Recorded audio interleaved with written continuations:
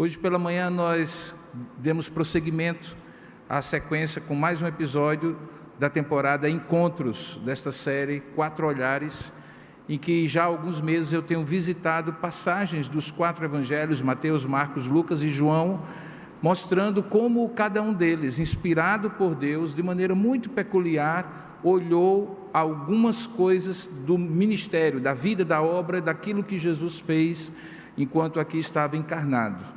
E hoje pela manhã, de maneira muito especial, nós falamos sobre a cura integral que Deus faz na vida das pessoas, particularmente na vida de um homem leproso, e como aquela cura integral deu a ele não apenas o motivo, mas Deus deu também o conteúdo para que ele testemunhasse de Jesus.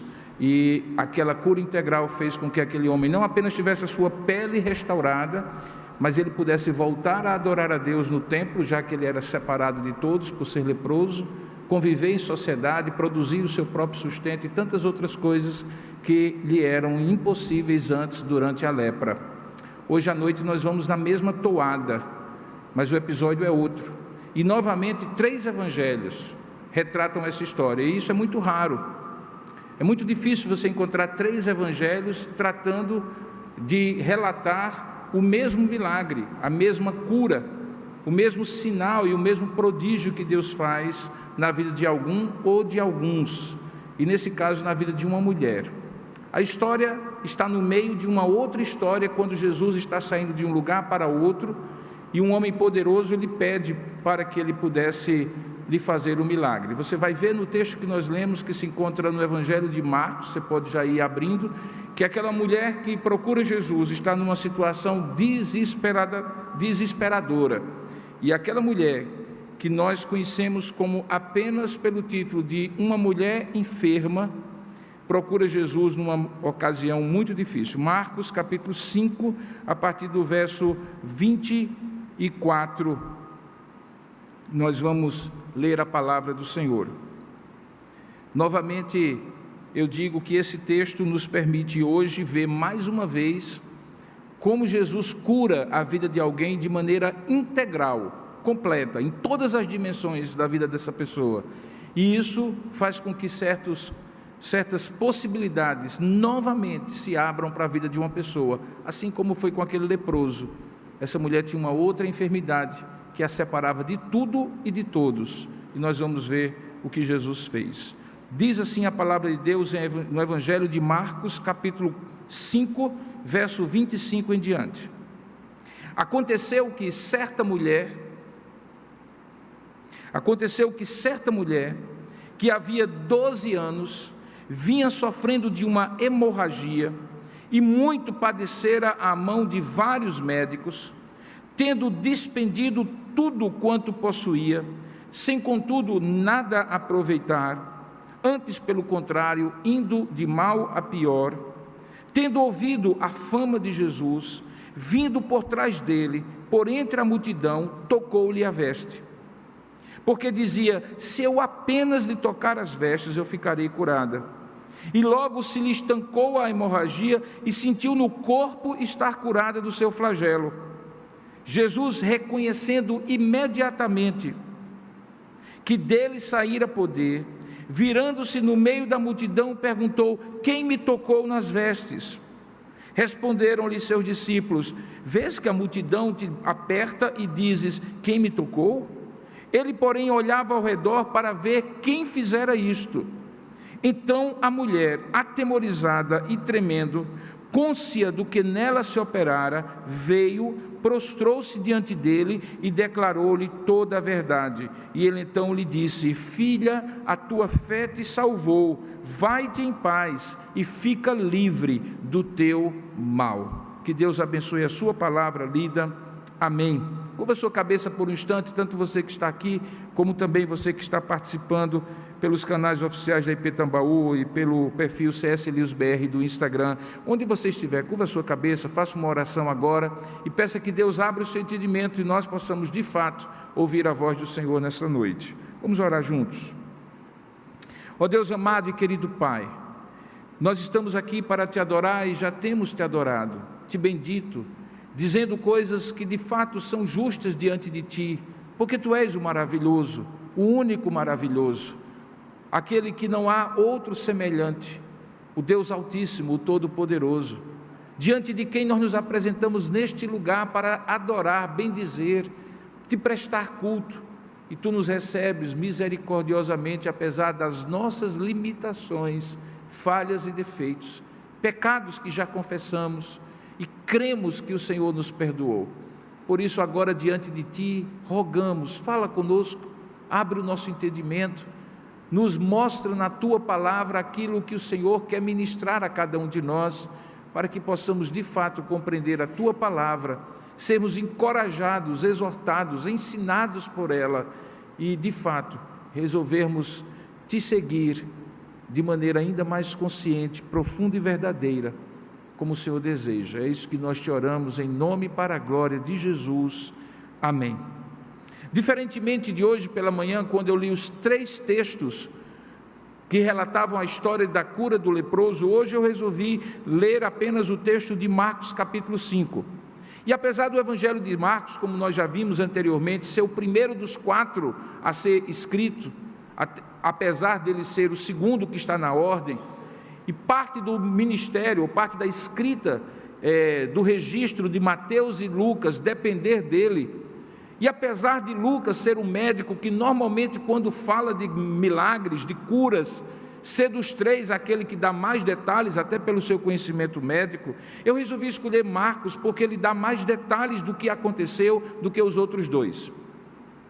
E é curioso, porque ele haveria de fazer isso, já que ele é caracterizado por ser um evangelho bem sucinto, ele vai direto ao ponto. Lembra que quando nós fizemos na primeira temporada o primeiro sermão, eu falei que o evangelho de Marcos começa assim, com um único versículo, princípio do evangelho do nosso Senhor Jesus Cristo, e ele já começa a contar a história, enquanto que João conta uma história que vai desde a eternidade, Mateus vai lá puxando a árvore genealógica de Jesus, Lucas vai explicando por que escreveu esse evangelho, Marcos não vai direto ao ponto. Por que razão ele haveria de ser mais detalhista? É porque Marcos, diferentemente de Mateus, de Lucas e de João, ele tem um foco muito claro. Ele deseja demonstrar que Jesus, como Filho do homem, aquele que veio encarnado certamente como Filho de Deus, é acima de tudo alguém que se condói, que se compadece e que opera milagres, sinais e prodígios como Deus que é, por amor e compaixão às pessoas.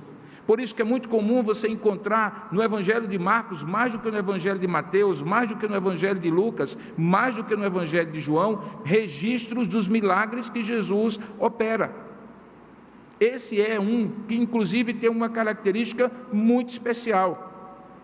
Porque se você continuar com a Bíblia aberta diante dos seus olhos ou no seu celular, você vai perceber que esse evangelho acontece no meio de um outro milagre, essa cura acontece no meio de um outro milagre que Jesus está fazendo. Volte um pouco a sua página e você verá que o capítulo 5 começa com a cura que Jesus faz daquele endemoniado Gerazeno, de como aqueles gerazenos, que era um povo que vivia ali no meio do povo de Deus, acaba expulsando e rejeitando Jesus, porque no meio e no processo daquela cura daquele endemoniado, os demônios que estavam lá foram jogados sobre uma manada de porcos, e aqueles porcos se precipitaram no mar e houve um grande prejuízo, e isso fez com que aquelas pessoas expulsassem Jesus da região de Gadara, onde eles viviam.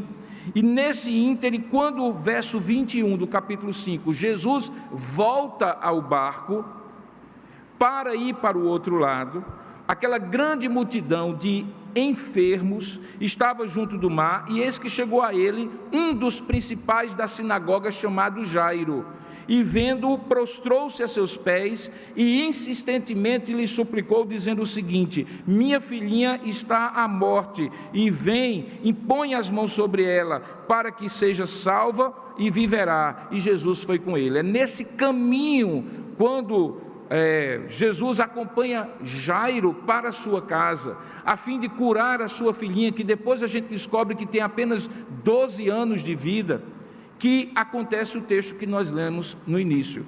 Ou seja, enquanto Jesus estava já se encaminhando para operar o milagre da ressurreição daquela menina, no meio daquela multidão que o seguia, e aí você volta ao texto que eu vou expor, aquela multidão imensa, aquela aglomeração, como é o termo que nós usamos hoje, que juntava-se em Jesus, comprimia Jesus, algo assim que impedia qualquer pessoa que não fizesse parte daquele ciclo mais íntimo de Jesus, que eram os seus discípulos, alcançá-lo, que uma mulher aparece no meio da história, na ida de Jesus para curar a filha de Jairo, e ali se opera um grande milagre. Quem era essa mulher? O texto diz que essa mulher tinha 12 anos, veja aí o verso 25, 12 anos, é o mesmo período de vida que aquela menina que haveria de ser ressuscitada tinha de vida. Portanto, havia ali uma ideia de que o escritor estava demonstrando, olha, enquanto a menina que vai ser ressuscitada tem 12 anos, por 12 anos, ou seja, aquela menina nem era nem nascida, aquela mulher já sofria do seu mal. E qual era o mal dela? O texto diz que ela vinha sofrendo de uma hemorragia. O termo que é usado aqui é um termo genérico. Significava qualquer sangramento que uma mulher continuamente tinha além do seu ciclo menstrual. Alguma coisa estava errada naquela mulher, talvez um tumor, talvez um mioma, alguma coisa que a fazia sangrar literalmente durante 12 anos. É óbvio que não era um sangramento contínuo, mas possivelmente o texto quer dizer que por 12 anos, de maneira extraordinária, além do que seria normal numa mulher saudável, aquela mulher derramava do seu corpo, do seu sangue, o que trazia para ela não apenas questões de ordem física, anemia provavelmente, dificuldades de se alimentar, dificuldades de viver uma vida normal, especialmente naquelas condições sanitárias muito difíceis, mas também trazia problemas de outra ordem, semelhantemente ao leproso. Vocês se recordam que hoje pela manhã eu falei que a lepra, que caracteriza o pecado por ter a capacidade de separar o leproso, aquela pessoa que tinha lepra, de todas as relações estruturantes da sua vida. Impedia que ela estivesse no templo, portanto cortava a possibilidade dela nutrir a sua fé espiritualmente falando. Só era agora ela e Deus, não tinha mais a comunhão dos irmãos, nem no templo nem na sinagoga. Cortava as relações familiares, porque um leproso não convivia com a sua família, ele ficava fora da cidade e inclusive quando alguém se aproximava dele, ele tinha por obrigação legal avisar só leproso, para que a pessoa não lhe tocasse, porque aquela lepra, que era um termo genérico, talvez incluísse também afecções cutâneas que pudessem ser transmitidas. Hoje nós sabemos que a lepra não é transmitida, mas esse termo que era usado no Antigo Testamento, particularmente em Levítico 13 e 14, é um termo genérico para vários tipos de afecções cutâneas. Portanto, aquela mulher ou aquele homem leproso era também um homem separado de sua família, da sociedade, não podia produzir o seu próprio sustento, possivelmente vivia de favores e de esmolas. Aqui você encontra uma mulher numa condição muito parecida. Por quê? Porque a lei dizia, no capítulo 21 do mesmo texto de Levítico, que uma pessoa que estivesse derramando sangue não poderia entrar no templo. Uma pessoa que tocasse um corpo que estava moribundo ou que tinha acabado de falecer, que ainda estava naquele estado ali inicial de putrefação do corpo, também não podia entrar no templo. E a razão era eminentemente sanitária.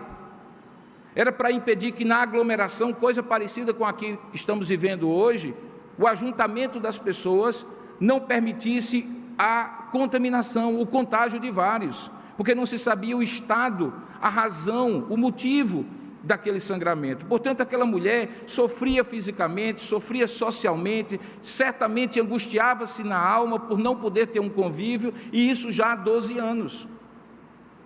Agora imagine que aquela mulher que não era fisicamente percebida como uma mulher doente, provavelmente por ter o seu corpo coberto pelas roupas tradicionais da cultura semítica, diferentemente do leproso, que visivelmente era leproso, aquela mulher está ali no meio da multidão, uma multidão que comprimia Jesus. E naquela hora, diz o texto, que aquela mulher toma a iniciativa de entrar no meio daquela multidão para ver se toca em Jesus. Como se não fosse pouco, aquela mulher está fazendo uma espécie de último suspiro emocional que ela poderia dar, porque o texto diz que ela já havia despendido tudo na mão de vários médicos e nada tinha-lhe resolvido, porque nada aproveitava antes, pelo contrário, ia de mal a pior, fisicamente, emocionalmente, economicamente, financeiramente, espiritualmente. Aquela mulher estava aos cacos. Ela sangrava, e não apenas era sangue que saía dela, era também emoção, tristeza, angústia e tudo aquilo que você imagina de um quadro crônico de 12 anos. Então, quando aquela mulher entra no meio da multidão, basicamente o que ela quer fazer é uma última tentativa. Inclusive o texto diz claro, porque ela diz que no versículo 27, a história, que tendo ouvido a fama de Jesus, ou seja, alguém falava e ela alentava a sua esperança com aquela fala, ela disse para si mesma no versículo 28, coisa que só Marcos registra, que ela pensou assim: se eu apenas lhe tocar as vestes, ficarei curada. Portanto, era assim do tipo: tocar nele eu sei que eu não posso, porque se eu tocar ele, que é rabino, ele vai ficar contaminado, e certamente as pessoas vão me reprimir, vão me recriminar. Mas eu vou tocar pelo menos na ponta das vestes dele, e quem sabe eu serei curado. Perceba que a expectativa daquela mulher já tinha se rebaixado ao mínimo. Não era nem tocar em Jesus, não era nem falar com Jesus como o leproso fez. Senhor, se tu quiseres, por favor, que eu seja limpo. Não, nem isso. Ela não queria nem falar, nem tocar, nem pedir, nem clamar. Ela queria simplesmente tocar na ponta da orla das roupas de Jesus. Por aí você consegue conceber e imaginar o estado daquela mulher. 12 anos, sem esperança, sem dinheiro, sem convívio, sem apoio, sem mais forças para lutar. E é nessa situação que Jesus, no meio de uma caminhada para fazer um milagre da ressurreição da filha de Jairo, ele interrompe, e eu gosto muito dessas interrupções do Evangelho. Elas nunca são interrupções, elas nunca são imprevistas, elas estão sim decretadas desde toda a eternidade, mas o texto coloca para nós como se Deus tivesse naquele momento parado o que estava para fazer outra coisa. Essa é a ideia que Marcos, Lucas e Mateus dá quando coloca essa história no meio da história da filha de Jairo. O texto diz que aquela mulher, tendo ouvido a fama de Jesus, veio por trás dele, nem de frente ela foi, por entre a multidão, e tocou-lhe a veste. E a partir dali acontece alguma coisa extraordinária que é registrada a única vez nos evangelhos com esse tipo de expressão. Na hora em que aquela mulher toca a veste de Jesus, o texto diz no versículo 29, que imediatamente, logo, o mesmo que é usado lá na história do homem leproso de hoje pela manhã, logo se estancou a hemorragia, e obviamente ela sentiu no corpo estar curada do seu flagelo. A palavra que é usada aqui para flagelo, e que depois é traduzida por mal, quando Jesus diz: vai minha filha, tua fé te salvou, em paz, e tu ficarás livre, já estás livre do teu mal. A palavra usada mal, flagelo e enfermidade, na verdade são 3 sinônimos de uma coisa que é muito abrangente. A ideia de flagelo aqui é a ideia de thlipsis, que em grego significa aflição, ou seja, era alguma coisa que de fato flagelava aquela mulher. O texto diz então que Jesus, quando percebe que isso havia acontecido, o verso 30, o texto registra que ele, reconhecendo imediatamente, e aí é a mesma palavra de logo no versículo anterior, e reconhecendo imediatamente que dele saíra poder, e essa é a única vez em todo o Evangelho que essa expressão acontece. Parece uma coisa meio mística, como uma fumacinha que saiu de Jesus, um fluido que sai de Jesus, uma coisa meio etérea, mas na verdade não é. É porque de fato o que acontece ali é que o poder de Jesus, mesmo não sendo tocado no seu corpo, flui para aquela mulher e exerce o poder curativo, o poder sanativo que ele tem em si mesmo, na sua natureza, no seu poder e na sua graça. Aquela mulher fica imediatamente curada. Jesus percebe que dele havia saído o poder, e aí, paradoxalmente, preste bem atenção como esse texto é interessante, ao mesmo tempo que ele percebe, sem ninguém dizer, que uma mulher lhe tocou, ele pergunta quem a tocou, ou quem o tocou. Ora, ele não saberia? Claro que sim. Se ele sabia que havia sido tocado quando a ponta do seu vestido foi tocado, porque ele sentiu o poder de Deus que ele mesmo é para aquela mulher, qual razão teria ele para perguntar quem me tocou? Isso surpreende até mesmo os discípulos, que dizem para ele: Senhor, tenha paciência, olha uma coisa aqui, todo mundo está te tocando, Senhor, porque está todo mundo imprensado aqui nesse caminho. Olha a multidão, nós estamos te tocando, o povo está te tocando, gente grande, gente pequena, menino, mulher, todo mundo está te tocando aqui. Como tu perguntas quem te tocou?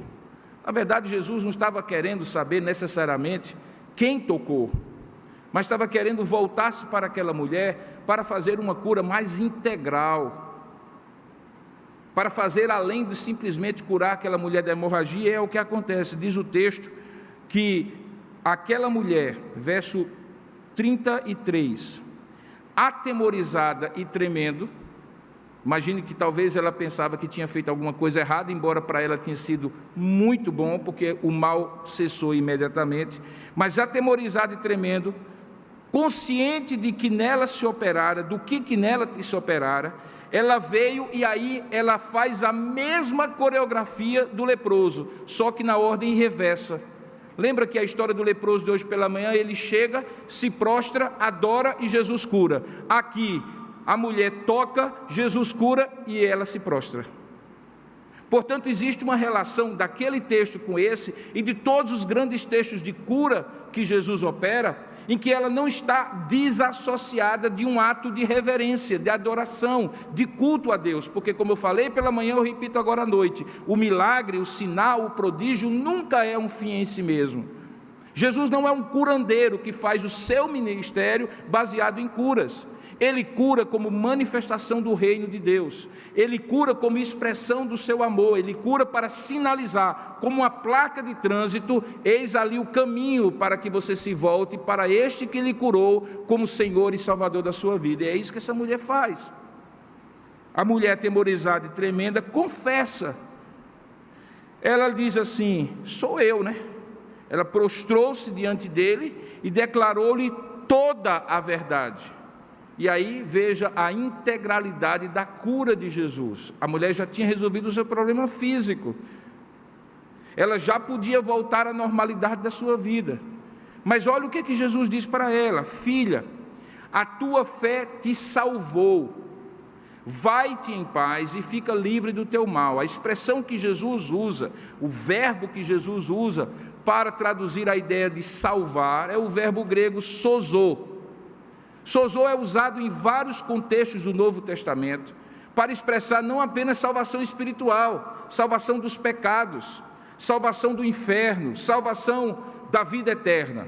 Ele é usado também como livramento. Quando Deus livra alguém de um perigo, Ele salva essa pessoa de um perigo, e o verbo é o mesmo. Quando Jesus cura essa mulher, Ele é usado o mesmo verso. Sozo significa curar. Curar do mal físico, do distanciamento social, da incapacidade de estar em comunidade e em família, da possibilidade ou da impossibilidade de estar no templo. Cura de maneira integral. As curas de Deus são sempre de maneira integral, e por isso essa expressão se repete exaustivamente nos evangelhos: vai em paz, a tua fé te salvou. O verbo é sempre o mesmo em qualquer passagem, e aqui nós encontramos essa integralidade da fé, da salvação, da cura que Jesus faz nessa mulher. Perceba que esse texto ele é interrompido imediatamente, diferentemente do texto do leproso, que conta o que aconteceu com o leproso depois. Aqui a história já é interrompida, porque quando vem no verso 35, diz assim: falava ele ainda, quando chegaram alguns da casa do chefe da sinagoga, que era Jairo, dizendo assim: a tua filha já morreu. E aí a história já passa para outra etapa. A cura daquela mulher passa a ser um passado que vai se tornando lá para trás, e Jesus já se volta para ressuscitar a filha de Jairo. Esse texto, no entanto, apesar de bem curtinho, sucinto, não dar tantos detalhes, só para você ter uma ideia, esse dos três é o que dá mais detalhes, os outros são mais sucintos ainda, mais resumidos ainda. No entanto, tem lições muito preciosas. A primeira delas é que é possível você receber o benefício de Deus, inclusive uma cura, e só depois reconhecê-lo e adorá-lo como Deus e Senhor da sua vida. Como também é possível você primeiro adorá-lo e reconhecê-lo como Senhor da sua vida e depois você receber os benefícios dele. Nesse aspecto, a ordem dos fatores não vai fazer muita diferença, porque Deus tem maneiras específicas para tratar com cada pessoa. Mas de uma coisa você pode ter certeza: uma pessoa que efetivamente é tocada, curada por Jesus, e para quem ele tem um propósito muito maior de não ficar apenas na cura do corpo, mas salvar a vida da pessoa, certamente será levada antes, durante ou depois a uma atitude de adoração e culto a Deus. Porque, como disse o hino que nós cantamos, se não for para te adorar, para que eu nasci? O propósito maior do homem é conhecer a Deus, adorá-lo e ter nele a suficiente satisfação da vida. Todas as outras coisas são meios pelos quais este homem adora o seu Criador. Quando este homem se afasta de Deus, isso se perde, e o homem se volta para outras adorações, adoração de si mesmo, do dinheiro, do poder, das relações sociais, da fama, do prestígio, da idolatria e de tantas outras coisas que tomam ou tentam tomar o lugar de Deus. Ora, se Deus quer restaurar de maneira integral a vida de alguém, ainda que a manifestação do pecado na vida dessa pessoa seja uma lepra, um sangramento, seja um problema físico, seja um problema conjugal, seja uma dificuldade financeira ou qualquer outra, que é a ponta de um iceberg, no fundo, o que Jesus quer fazer não é simplesmente resolver o problema de caixa, de saúde, de problemas conjugais ou de situações difíceis em casa, mas é usar o antes, o durante e o depois daquilo que Ele quer fazer na vida dessa pessoa para resgatar o princípio da adoração, para que essa pessoa volte a ser um adorador, porque é isso que o Pai está procurando. Lembra João capítulo 4, quando há a discussão de Jesus com a mulher samaritana, e ele disse: ora, creia, minha filha, que a hora vem, na verdade já chegou, em que o Pai será adorado em espírito e em verdade, não aqui nem acolá, e é justamente esses que o Pai procura, adoradores que o adorem em espírito e em verdade. Aquela mulher entendeu aquilo, tanto na sua completa dependência, no seu largamento, se é que a gente pode usar essa palavra, aos pés de Jesus, naquele último suspiro de esperança, mas também quando ela ouve Jesus dizer: vai, filha, a tua fé te salvou, vai em paz e fica livre deste mal. O mal, no sentido genérico aqui usado, não é o mal apenas do sangramento, mas principalmente o mal que a afastava de tudo e de todos, e principalmente de Deus. Então, as maneiras como Deus atrai alguém, opera na vida de alguém, salva alguém, cura alguém, são meios para algo muito maior. E qual é o algo muito maior? Tornar essas pessoas adoradores que o adorem em espírito e em verdade. Agora, para um pouquinho e pense. Alguns de vocês estão aqui hoje, ou alguns de vocês que estão participando remotamente, se dizem cristãos, creem em Cristo, hoje estão de alguma maneira servindo a Deus, querendo servir a Deus, comungando, ainda que virtualmente, com os servos de Deus, porque devem se recordar que alguma coisa maravilhosa Deus fez em suas vidas, e que talvez naquele momento Deus usou aquela cura, aquele milagre, aquele sinal, aquele prodígio, aquele livramento como meio para que você se volte para Ele. Mas qual é o objetivo final? Não é apenas que você recorde das grandes bênçãos que Deus já fez e ainda está fazendo na sua vida, mas que elas lhe conduzam a adorar a Deus em espírito e em verdade. Porque se aquela mulher, depois de 12 anos, presta bem atenção, com sangramento, tem o seu mal curado, depois de ter colocado toda a sua esperança e confiança nos médicos que não puderam fazer nada por ela, de sofrer toda a discriminação e expurgo social que certamente ela sofria, a pergunta que eu lhe faço é: quando alguém recebe um benefício de outrem que não encontrou em lugar ou em ninguém antes, que tipo de sentimento e atitude se espera do coração de uma pessoa assim? Gratidão, devoção, consagração e dedicação a essa pessoa. É o mesmo conosco, irmãos. É porque às vezes nós nos esquecemos dos grandes feitos do Senhor.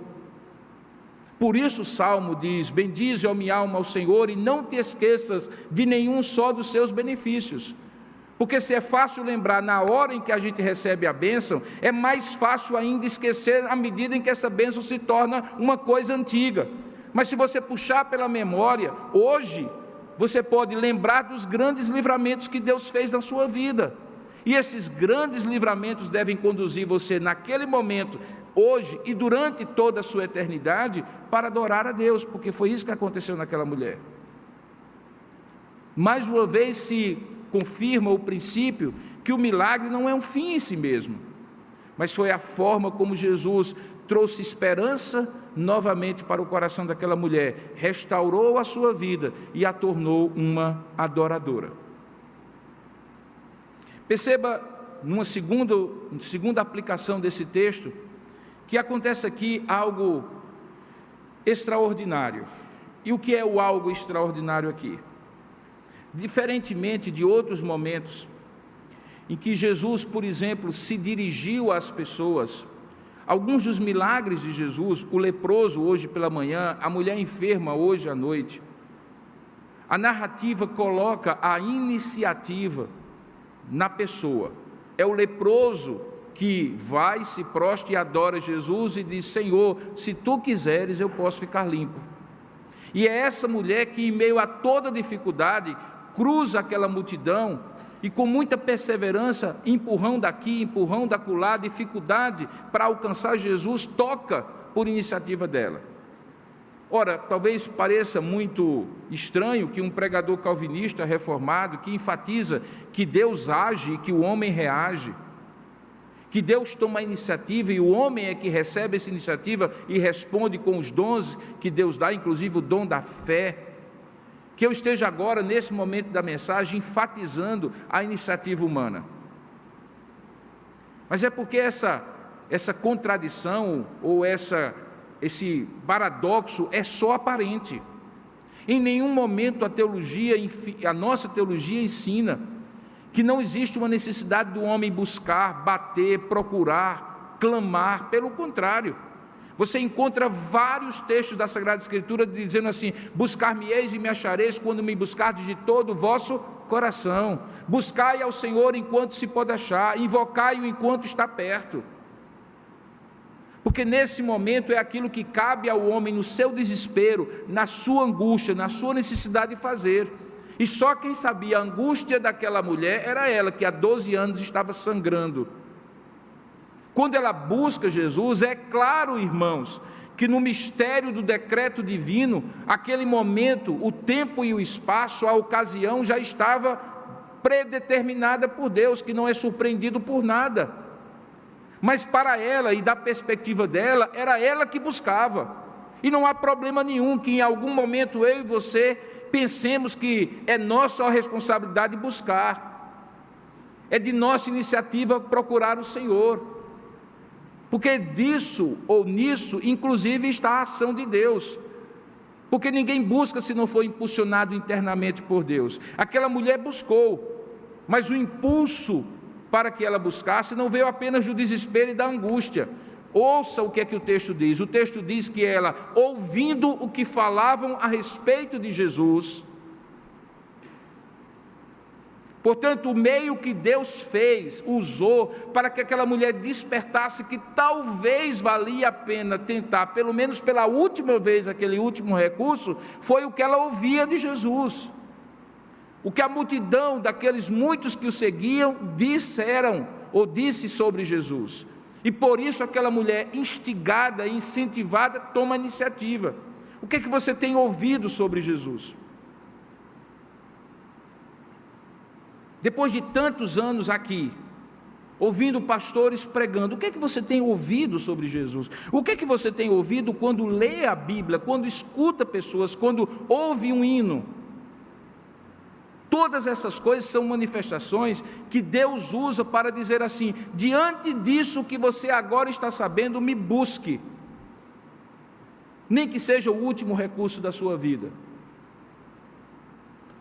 Perceba então que nesse momento é preciso ouvir o que Deus, ou que de Deus você já sabe. E se você sabe muitos motivos você tem para buscá-lo ainda mais.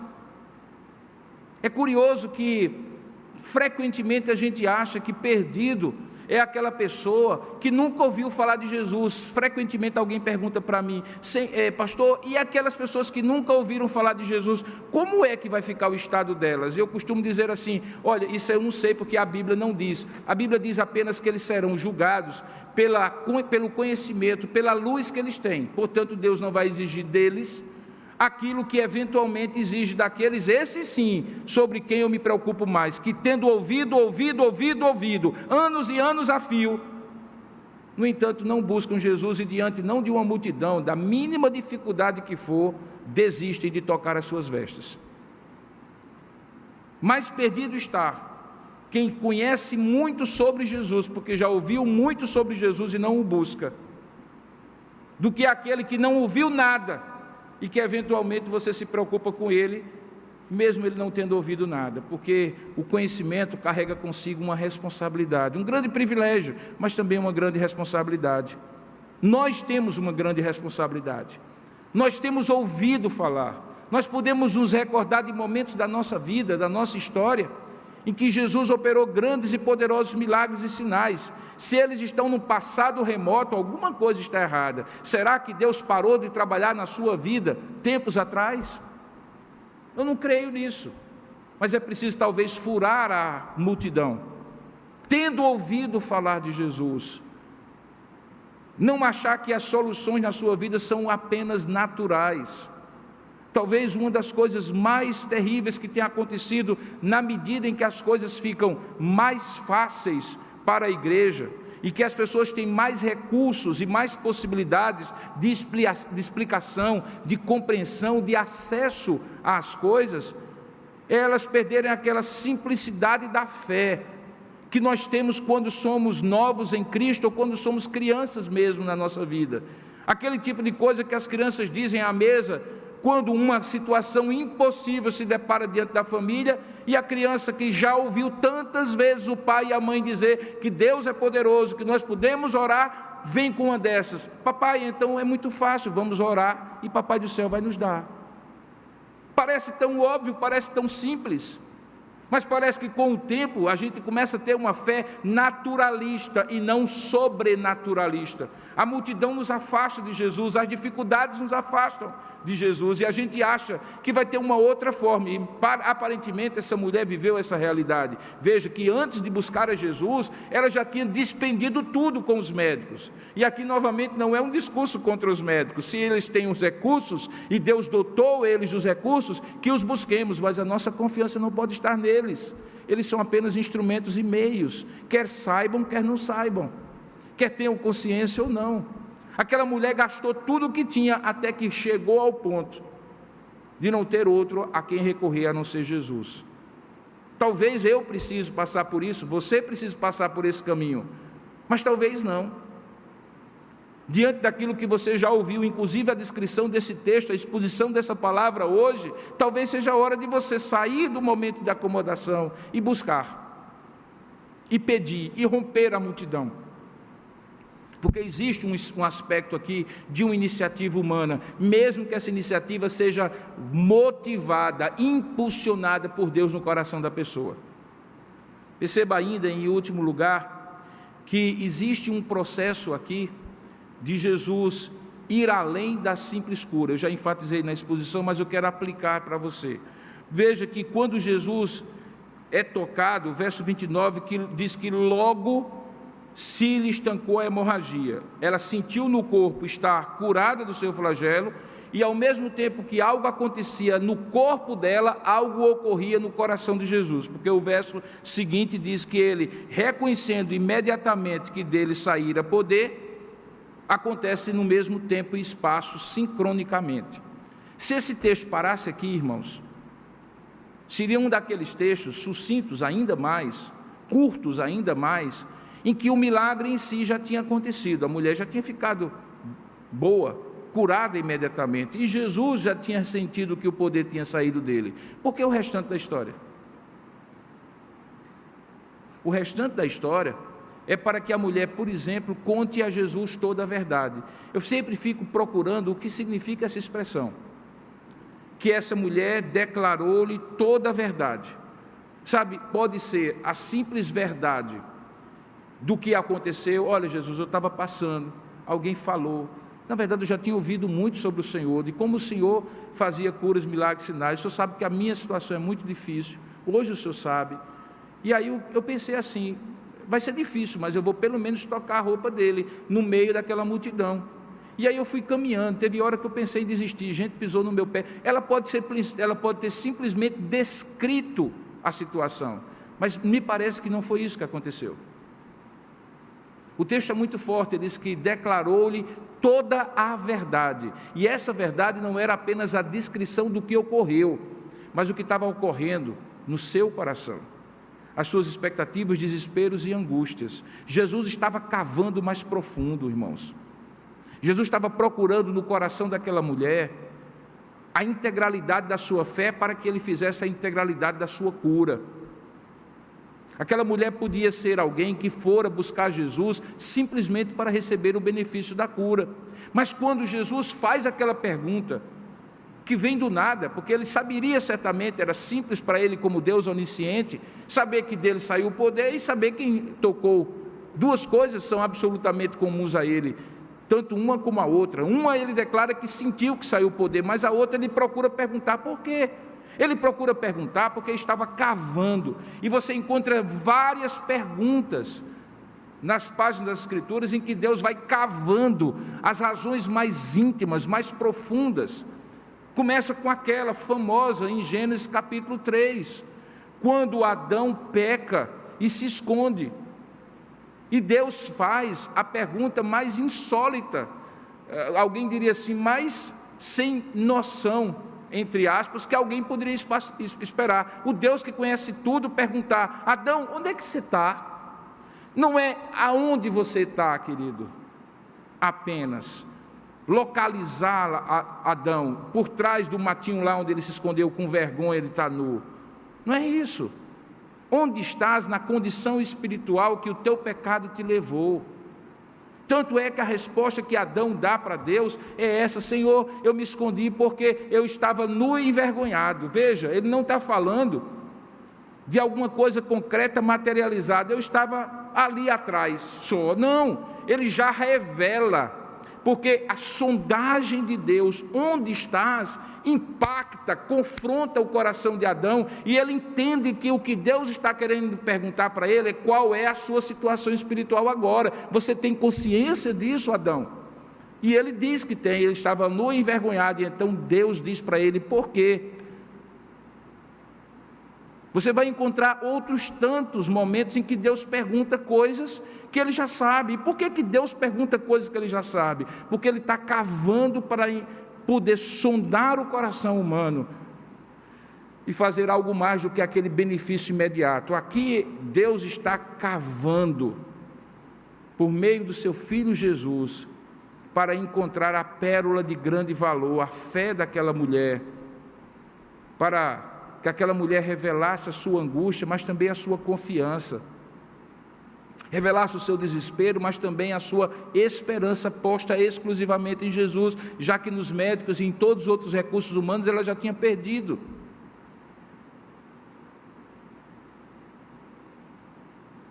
Fico sempre me perguntando, quais são as perguntas que hoje Deus pode estar fazendo a mim, diante dos benefícios que Ele já me fez, do que Ele pode estar fazendo a você. Preste atenção nas perguntas que Jesus está dizendo, ou está fazendo a você. A gente sempre quer que Jesus faça declarações do que Ele vai fazer na nossa vida, das promessas que Ele tem na nossa vida, mas em alguns momentos Jesus pergunta coisas que eu é que tenho que revelar a Deus, embora Ele já saiba, para que a minha fé seja posta e revelada a Ele. Preste bem atenção nas perguntas que Jesus está fazendo a você. Quais são elas nos últimos dias? Onde estás? Tu tens me tocado? Como está a tua vida? O que tu tens nas mãos, como ele perguntou? Que perguntas Deus está fazendo na sua vida? Não é porque Ele não sabe, é porque Ele quer que você diga. Porque a maneira como você vai dizer, vai revelar diante dEle a fé que Ele vai dizer: a tua fé te salvou, vá em paz e se livre desse mal. Ou não. Esse texto conta então esse encontro de Jesus com essa mulher enferma. Esse encontro que transformou de maneira integral e que fez com que essa mulher, mesmo não sabendo nunca mais e nada mais do que aconteceu depois disso, ficasse registrado como uma expressão do poder de Deus que sinaliza a chegada do seu reino. Que Deus possa usar essa história e essa exposição bíblica para confrontar, exortar, instigar o seu coração a ter esse mesmo tipo de atitude desse encontro que os evangelhos marcam e mostram que Jesus marcou com aquela mulher enferma. Eu gostaria de convidá-lo nessa hora a orar comigo, e eu gostaria de orar com você, tanto você que está aqui, como você que está remotamente acompanhando o culto, participando do culto. É possível que em algum momento da mensagem, Deus falou de maneira ainda mais incisiva ao seu coração. Eu espero que ela toda tenha sido uma bênção para você, mas pode ser que Deus tenha destacado alguma coisa para você. Que tal responder agora ao que Deus falou ao seu coração? Que tal você falar a Deus agora o que Ele inquietou o seu coração? Pode não ser nada relacionado à saúde física, mas Ele ter aplicado esse texto a uma situação diferente, mas que também Ele pode resolver e curar imediatamente e dizer a você: vá em paz, a tua fé te salvou. Eu gostaria de convidar todos, portanto, a orar nesse momento.